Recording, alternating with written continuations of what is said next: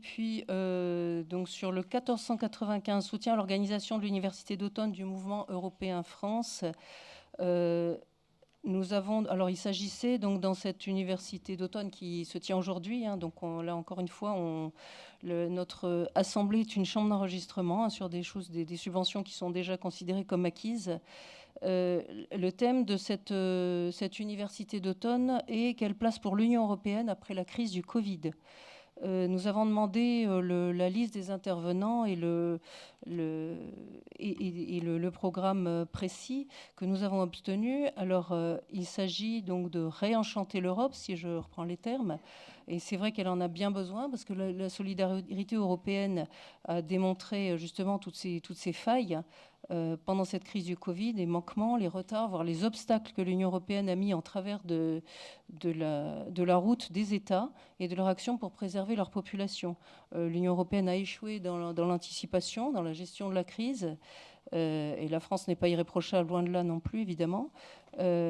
Et puis, elle a manœuvré aussi pour faire avancer son rêve fédéraliste et l'interdépendance des économies surendettées et qui vont l'être encore plus. Nous disons que c'est la nation qui protège, que le protectionnisme, comme on l'a beaucoup évoqué pendant cette crise, ça n'est pas un retour à l'égoïsme, au contraire, mais aux solidarités de proximité et à l'enracinement. Et l'Union européenne, oui, je parle de programme européen parce que je vous en prie. Non. Allez-y, finissez. Le thème de ce mouvement européen, c'est donc de faire apprécier non pas l'Europe, mais l'Union européenne. Donc eux sont depuis le début, et nous l'avions dit lors des élections européennes, où nous avions aussi refusé de soutenir une convention donc, du mouvement européen, parce que voilà, pour le coup, c'était un discours clairement électoral. Je termine. Oui, l'Union européenne doit être fondée, mais dans l'objectif d'une Europe de la coopération entre nations souveraines, parce que c'est la nation qui protège. Ce discours, nous aurions pu le tenir lors de cette université d'automne, mais il se trouve que je vois dans la liste des invités le député européen de Renew Europe, c'est-à-dire macroniste, une députée des Verts, une autre députée de Renew Europe, une autre députée des Verts, et voilà.